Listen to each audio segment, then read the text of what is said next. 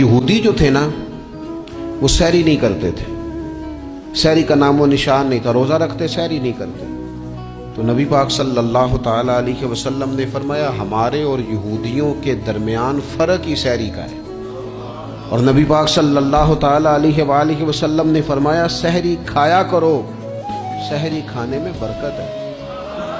اور اگلی بات سننی ہے آپ نے تو خوش ہو جانا ہے، سحری کو معمولی نہ سمجھے، سحری کرنا عبادت ہے۔ ہاں آپ مت سمجھیں کہ میں روٹی کھا رہا ہوں، یہ تو میرے سامنے دہی رکھا ہوا ہے، یہ تو سالن رکھا ہوا ہے، یہ تو اچار رکھا ہے، تو چپاتیاں رکھی ہیں۔ سحری کھانا عبادت ہے۔ آپ صبح اٹھے، آپ کی تو روٹین ہی اور تھی، تو 7 بجے کھاتے تھے، 9 بجے کھاتے تھے۔ یہ جو آپ صبح کھا رہے ہیں اٹھ کے سحری میں، اپنی مرضی سے تھوڑی کھا رہے ہیں، یہ تو کسی کے کہنے سے کھا رہے ہیں، یہ تو کسی کے بٹھائے بیٹھے ہیں۔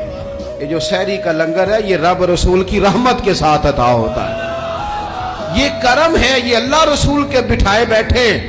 کیا میرے رسول پاک صلی اللہ تعالی علیہ وآلہ وسلم نے بات کھولی ہے، ترغیب و ترہیب میں حدیث ہے، اللہ کرے یہ کبھی چسکا لگ جائے، یہ والا مزہ آ جائے، تو پھر تو گھر میں دسترخوان نہیں بچھا ہوا ہوگا، پھر تو رنگ ہی کوئی اور ہوگا۔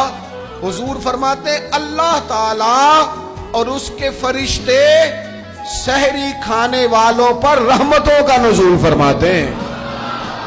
کھائی روٹی جا رہی ہے، پکا ہوا کھانا ہے، لیکن حضور فرماتے ہیں رب بھی رحمتیں فرما رہا ہے، اور اللہ کے حکم سے فرشتے بھی رحمتوں کا نزول کر رہے ہیں۔